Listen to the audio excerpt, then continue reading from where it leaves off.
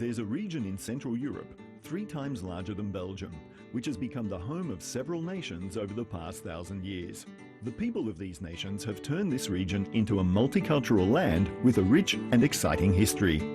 This is Transylvania, and its people are both economically and culturally totally exposed in their own land.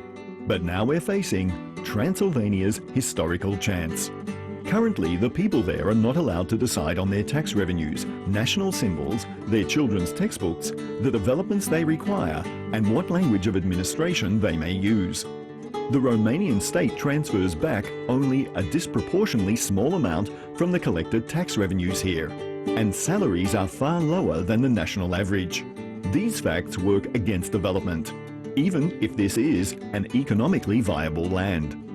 Throughout its history, Transylvania has been mostly autonomous with an inclusive society, but it's also been the victim of several wars and unkept promises.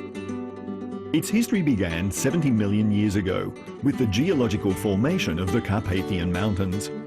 Various cultures had been living here before this land was engaged in the Kingdom of Hungary. In 1224, for the first time in Europe, Transylvania's inhabitants were granted autonomy from the King of Hungary. The Mongols and Ottoman Turks raged on its land.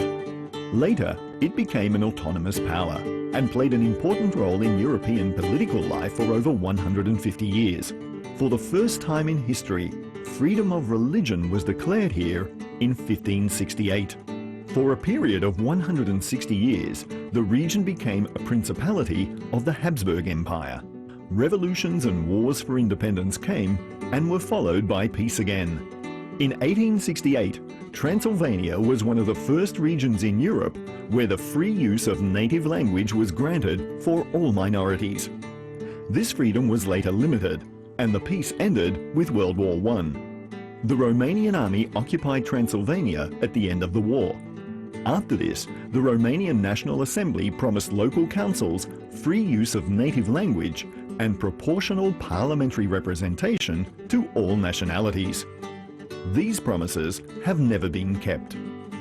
With the Treaty of Trianon, the Allies awarded Transylvania to the freshly formed and only slightly larger Romania.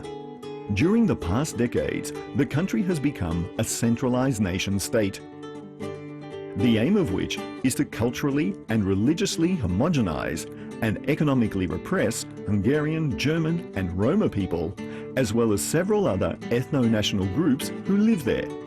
The facts that Romania has been a democratic state since 1989 and a member of the European Union since 2007 have not brought any major changes.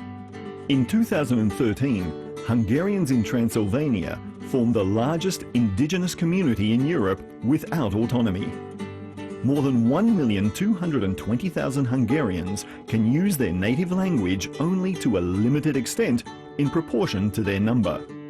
They have no autonomous state university with higher education in the Hungarian language.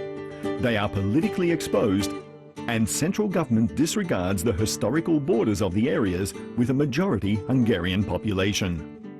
Transylvania is the largest region in Europe without autonomy. Elhangzott a szó, zeng az induló, győztesek megint, régi zászlaink. Nézd a kunhatár, széttiporva már, várnak újra mind, ősi mérceink. Édes Erdélyt vagyunk, érted élünk és halunk, győz a szitja fergeteg, a rohanó sereg. Édes Erdélyt vagyunk, érted élünk és halunk, győz a szitja fergeteg, a rohanó sereg.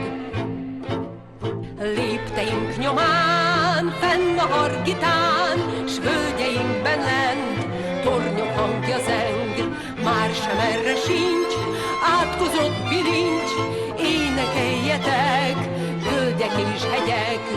Édes Erdélyt vagyunk, érted élünk és halunk, győz a szitja fergeteg, a rohanó sereg. Édes Erdélyt vagyunk, érted élünk és halunk, győz a szitja fergeteg, a rohanó sereg.